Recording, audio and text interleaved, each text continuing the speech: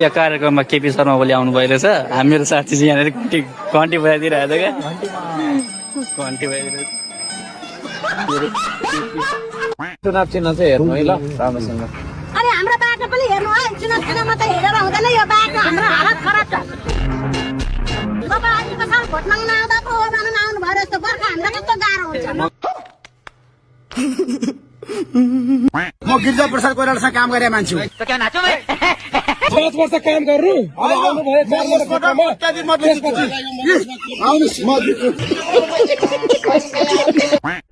अध्यक्ष ज्यू छन्तेल ए केशव तेल ज्यू हाम्रा गालामा थप्पड हान्न मन लागिरह होला है।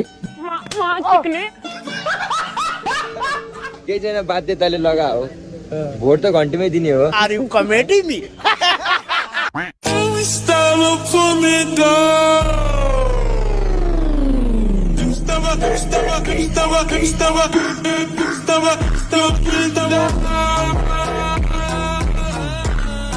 त्यस्तो धेरै तामझाम केही देखिँदैन। मान्छेलाई चुनावमा धेरै खर्च गरेको देखिन्छ।